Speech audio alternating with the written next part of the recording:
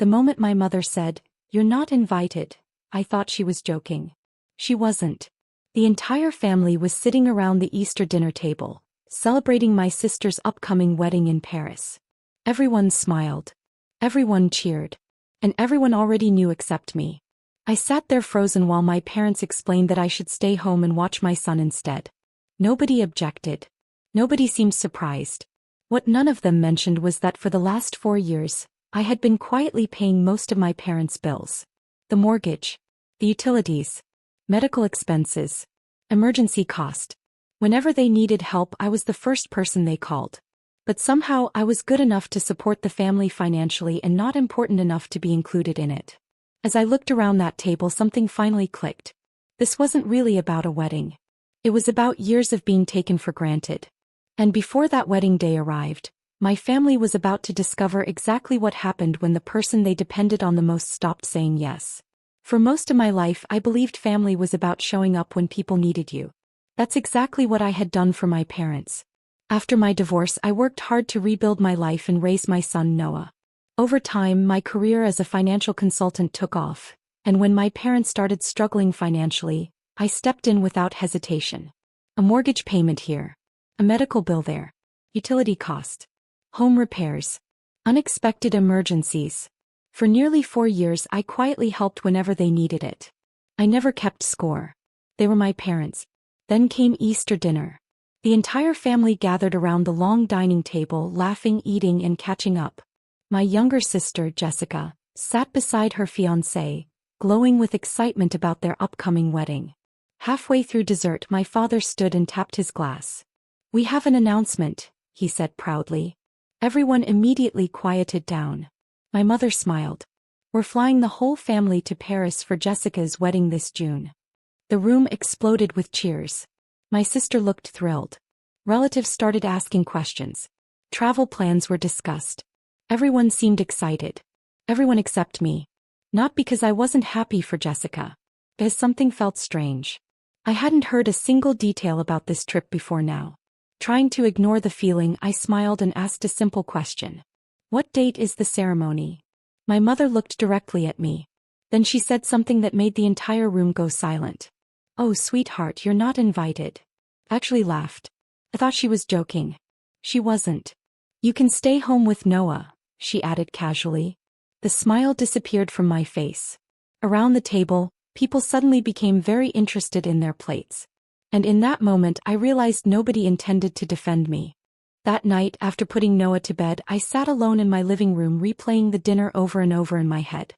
The words still didn't feel real. "You're not invited." Not because of a family emergency. Not because of limited seating. Not because of a conflict. Simply because they had decided my place was at home. The more I thought about it, the more something inside me shifted. I opened my laptop. Then I opened my banking records. At first, I wasn't looking for anything specific. I just wanted to remind myself that I wasn't imagining the imbalance. The numbers spoke for themselves. Month after month. Year after year. Mortgage assistance. Medical expenses. Insurance payments. Home repairs. Emergency transfers. I added everything together. When the final total appeared on the screen, I leaned back in disbelief. Over 4 years, I had contributed more than enough to keep my parents financially comfortable. And I had done it willingly. Not because I expected gratitude. Not because I wanted control. Because I loved them. But looking at that number, one question kept bothering me. If I mattered so little that I couldn't even attend my own sister's wedding, why had my support become so easy to accept? Over the next few weeks, wedding updates appeared everywhere. Jessica posted photos of venues, dress fittings, luxury hotel tours. Family group chats buzzed with excitement. I wasn't included in any of it. Then one afternoon, while reviewing my monthly budget, I noticed something important. A large mortgage payment for my parents was scheduled to leave my account in less than 2 weeks. For the first time in years, I stopped and stared at the screen. And a thought crossed my mind that I had never seriously considered before. What if I simply stopped paying? A week later, my phone rang. The caller ID said Mom. I already knew what the conversation was about. "Emily, sweetheart," my mother began warmly, "we have a small problem." I almost laughed. A small problem usually meant an expensive one. What happened? I asked. There was a brief pause. Your father and I are a little short this month. Of course they were. Wedding season was approaching. Travel expenses were increasing. Hotel deposits were due. I listened quietly while she explained. Then came the question I had been expecting. Could you send the mortgage payment a little early? For years my answer would have been immediate. Absolutely. No problem. Done. This time I said nothing. The silence seemed to confuse her. Emily. I took a slow breath. No. The word felt strangely peaceful. What do you mean no? She asked. I mean I'm not sending it. Her tone changed instantly. Is this about the wedding? Before I could answer, my sister's voice appeared in the background. Oh, come on. She's still upset about that. Still upset. As if being excluded from my own family wasn't worth remembering. It's not personal, Jessica called out. That sentence finally made everything clear. For years, every sacrifice I made had been treated as normal. Expected. Automatic. But the moment I stopped giving, suddenly everyone wanted an explanation. I remained calm. This isn't about Paris. Then what's it about? My mother asked. It's about realizing that I've spent years supporting people who don't seem to value me. The line went quiet. My father eventually spoke. You're punishing us. No, I said gently. I'm setting a boundary. The conversation ended badly. Calls followed. Texts followed. Even a few relatives reached out. But for the first time in years I didn't change my mind. Because once I finally saw the pattern, I couldn't pretend it wasn't there anymore. Over the next month the consequences started arriving. First they were small. A postponed payment here. A cancelled reservation there. Nothing dramatic. But little by little reality began catching up with my parents. For years my financial support had quietly filled the gaps whenever something became too expensive. Now those gaps were impossible to ignore. One evening my father called. His voice sounded more tired than angry. Your mother says you're still refusing to help. I'm still refusing to be treated like an ATM, I replied. The silence that followed lasted several seconds. Then he hung up. A few days later several relatives reached out. Not to criticize me. To ask questions. Apparently my parents had told everyone I suddenly stopped helping for no reason. So I showed them the truth. Years of transfers.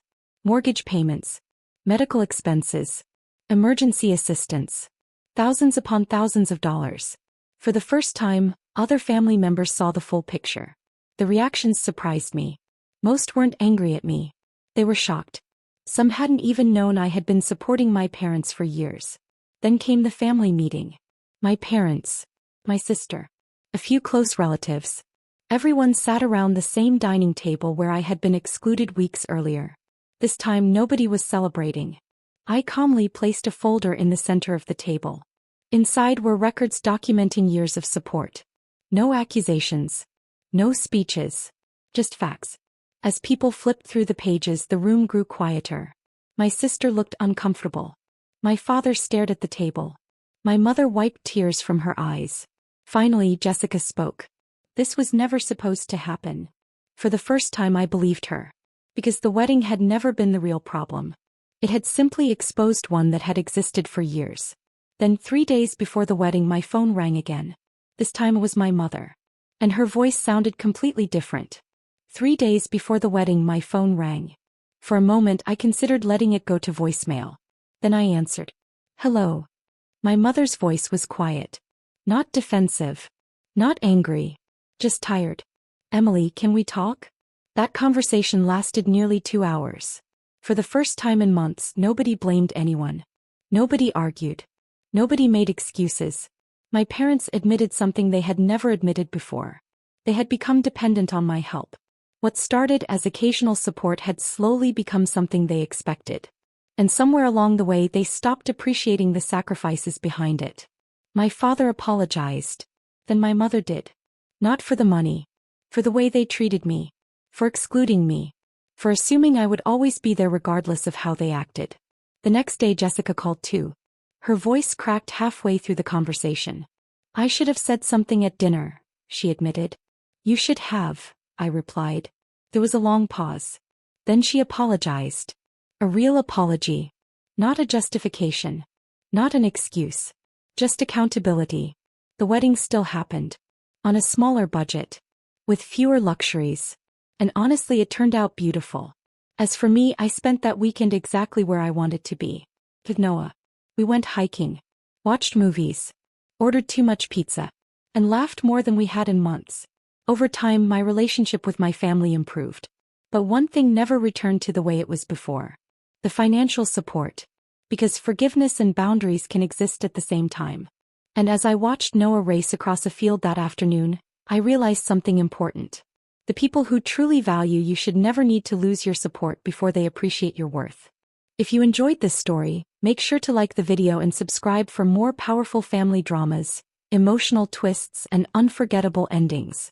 And tell me in the comments, what would you have done if your family excluded you while depending on your support? Would you have kept helping or set boundaries?